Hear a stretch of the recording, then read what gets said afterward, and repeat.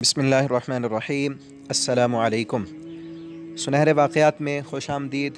दोस्तों, बाज़ वाक़यात ऐसे होते हैं कि जो सुनने के बाद इंसान की ज़िंदगी को तब्दील कर देते हैं। इसी तरह के वाक़यात हम आपको सुना रहे हैं और आपसे दरख्वास्त है कि जितने भी वाक़यात कंप्लीट हो चुके हैं उनका मुताला आप प्ले लिस्ट में कीजिए और उन्हें ज़्यादा से ज़्यादा शेयर करने की कोशिश कीजिए। आज का जो वाक़या मैं आपको सुनाने लगा हूँ, ये वाक़या सुनने के बाद आप कभी भी किसी दूसरे इंसान के लिए गलत नहीं सोचेंगे, किसी का बुरा नहीं चाहेंगे। जिस तरह कहते हैं ना कि किसी के लिए गड्ढा खोदा जाए तो इंसान गड्ढा खोदने वाला ख़ुद ही उसमें गिरता है। इसी तरह का ये एक वाक़या है। ये वाक़या पहली जंग 1914 से पहले का है। एक ताजिर तिजारत की गर्ज से शाम के शहर हलब की जानिब रवाना हुआ। रास्ते में तूफ़ान और शदीद बारिश आ गई। बर्फ़बारी की शिद्दत से सड़कें बंद हो गईं। उस ज़माने में इस शहर में होटल वग़ैरह नहीं थे। मुसाफिर वहाँ का रुख करते उमूमन ऐसे होता कि वाकिफ़ कारों या रिश्तेदारों के यहाँ क़याम होता या फिर किसी अजनबी शख्स का दरवाज़ा खटखटाया जाता और उससे रात रहने के लिए कहा जाता, तो वो न सिर्फ़ अपना दरवाज़ा खोल देता बल्कि उस मेहमान को खाना भी खिलाता। और ये दस्तूर एक मुद्दत तक चलता रहा, बल्कि आज भी अक्सर देहातों और कस्बों में यही दस्तूर बाकी है। ये मेहमान का हक़ समझा जाता है कि अगर वो गांव में आए तो उसकी मेहमान नवाजी की जाती है।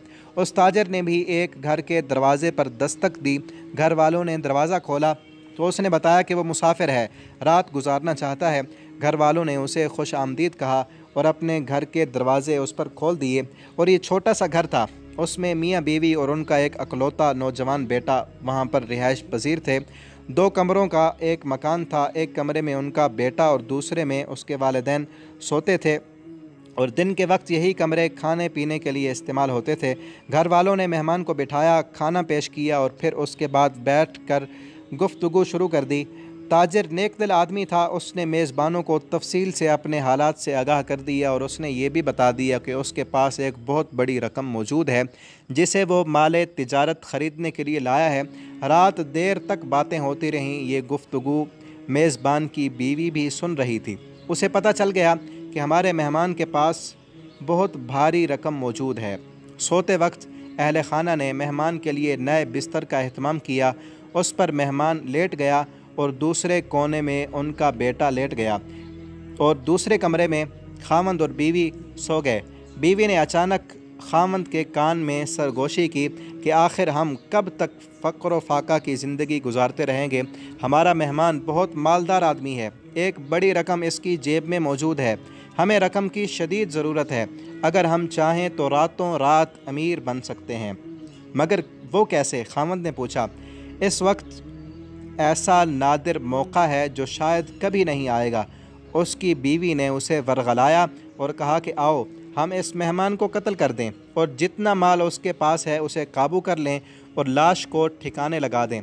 इस तूफ़ान में और बारिश के मौसम में किसी को कुछ पता भी न चल सकेगा, किसी को मालूम भी नहीं होगा कि हमारे घर में मेहमान मौजूद है। रात अंधेरी और सर्द थी। लाश को ठिकाने लगाना कोई मुश्किल काम नहीं था। वो औरत कहने लगी कि हम रातों रात बहुत मालदार बन जाएंगे। पहले पहल उसके खामद ने तो इनकार किया कि मेहमान के साथ हम ऐसा जुल्म नहीं कर सकते, ये बहुत वहशाना हरकत होगी। मगर उसकी बीवी ने उसका हौसला बढ़ाया। उसका हौसला बढ़ता रहा और उधर शैतान भी अपना ज़ोर लगाता रहा। उसने कहा कि हम अपनी शदीद ज़रूरत की वजह से ऐसा कर रहे हैं। खून करना कोई हमारी ख्वाहिश नहीं है, मगर भूख का इलाज तो बहरहाल हमें करना पड़ेगा। उसकी बीवी उसे इसी तरह झूठे दलाल से कायल करती रही। बिल आखिर वो उसकी बातों में आ गया। अब वो अपने मेहमान को कत्ल करने और उसका माल छीनने की प्लानिंग करने लगा। रात आधी से ज़्यादा बीत चुकी थी। सर्दी की शिद्दत में इजाफ़ा हो रहा था। बर्फ़बारी का तूफ़ान जारी था। उधर मियाँ बीवी खंजर तेज़ कर रहे थे। बीवी शोहर को हौसला भी देती जा रही थी कि वो बिल आखिर अपने बेटे और मेहमान के कमरे में दाखिल हुआ। बीवी उसके पीछे पीछे थी। वो आहिस्ता आहिस्ता चलता हुआ कमरे के बाईं रुख मुड़ा। جہاں اس نے اپنے مہمان کے لیے نیا بستر بچھایا تھا۔ کمرے میں شدید اندھیرا تھا۔ اس نے بستر ٹٹولا، پھر اندر سے گردن تلاش کی اور تیز دھاری دار خنجر اس گردن پر چلا دیا۔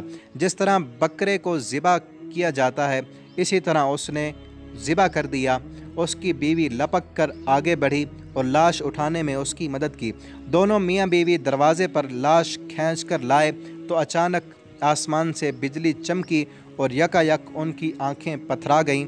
یہ لاش ان کے اکلوتے بیٹے کی تھی۔ انہوں نے اپنے ہی ہاتھوں سے اپنے بیٹے کو ذبح کر دیا تھا۔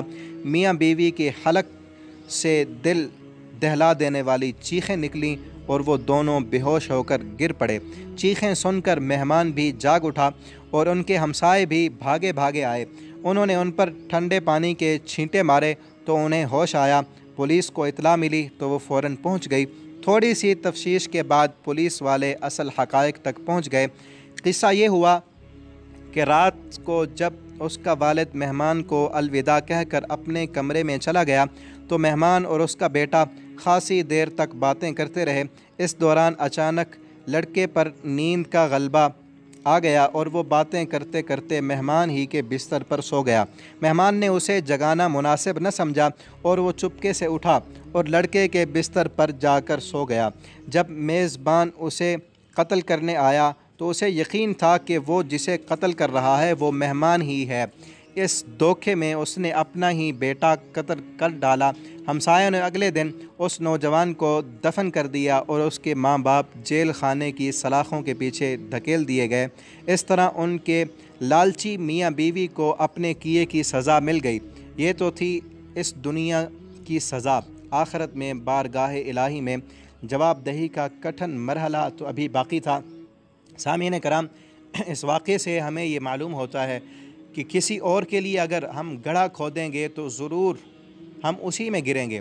تو ہمیں چاہیے کہ ہم ہر مسلمان کے لیے اپنا، وہ چاہے اپنا ہو بیگانہ ہو کوئی بھی ہو، سب کے لیے ہم اچھا سوچیں، سب کے لیے بھلا کریں۔ وہ کہتے ہیں نا کہ بھلا کر بھلا ہوگا، بھلا کریں گے تو ہمارا بھی بھلا ہوگا، اگر دوسروں کے لیے برا سوچیں گے تو ہمارے لیے بھی برا ہوگا۔ اس واقعے میں ہمارے لیے سبق ہے اور اس طرح کے کئی واقعات تاریخ ان واقعات سے بھری پڑی ہے۔ تو فاعتبروا یا اولی الابصار، آخر میں آپ سے یہ گزارش ہے کہ اگر ابھی تک آپ نے ہمارے اس چینل کو سبسکرائب نہیں کیا تو ضرور اس چینل کو سبسکرائب کر لیں اور ان واقعات کو زیادہ سے زیادہ شیئر کرنے کی کوشش کریں۔ والسلام علیکم ورحمۃ اللہ وبرکاتہ۔